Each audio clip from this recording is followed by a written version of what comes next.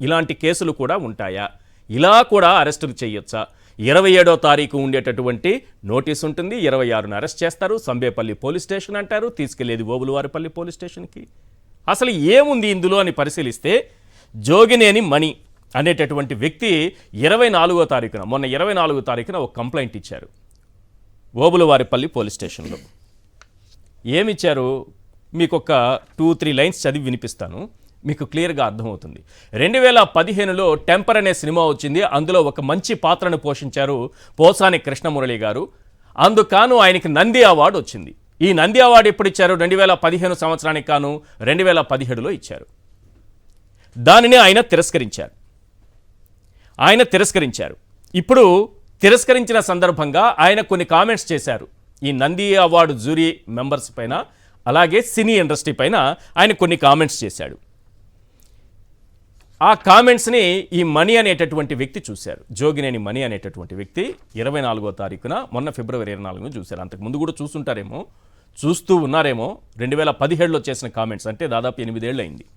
నేను ఈ దినము అనగా 24/02/2025 సోషల్ మీడియాలో చూస్తూ ఉండగా పలు ఫేస్బుక్, ట్విట్టర్, ఇన్స్టాగ్రామ్లో పలు మాధ్యమాలలో సినీ రంగానికి చెందిన పోసాని కృష్ణమురళి అనే అతను ఒక కులమును అవహేళన చేసే విధంగా మరియు సినీ పరిశ్రమను ఒకే కులానికి ఆపాదించే విధంగా మరియు సినీ రంగంలో ఉత్తమ ప్రదర్శనకు ప్రభుత్వం ఇచ్చే ప్రతిష్టాత్మకమైన నంది అవార్డును అవహేళన చేసే విధంగా 2015 సంవత్సరంలో తనకు వచ్చిన నంది అవార్డును తిరస్కరిస్తున్నట్లు, అలాగే అప్పటి నుంచి అవార్డు కమిటీలో అందరూ కమ్మ కులానికి చెందిన వారే, అందుకే తిరస్కరించానని కమ్మ కులాన్ని కించపరిచేలా మాట్లాడి దానిపై వివిధ రకాల కామెంట్స్ చేసి దానిపై డిబేట్లు కూడా జరిగి ఉండడం, సినీ రంగానికి అభిమాని అయిన నేను సినీ రంగానికి ఒకే కమ్మ కులంతో ఆపాదించడం నాకు చాలా ఆందోళన, బాధ కలిగించింది.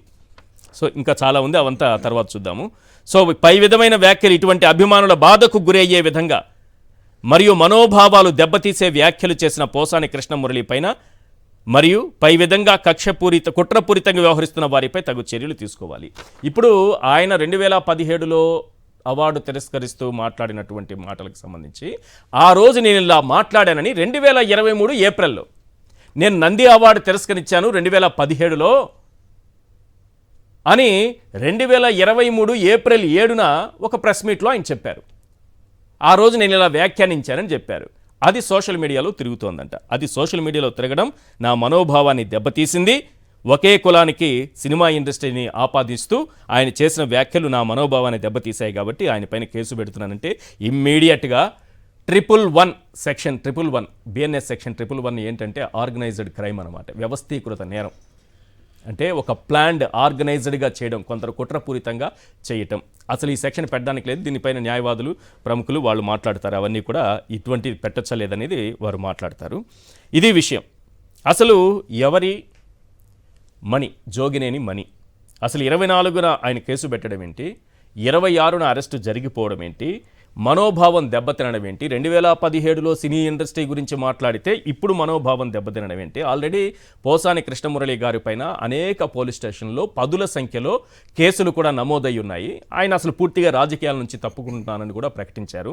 అయినప్పటికీ కూడా ఆయన అరెస్టు జరిగిందంటే దీని వెనుక ఎటువంటి కారణాలున్నాయి అన్నీ క్లియర్గా మాట్లాడుకుందాం.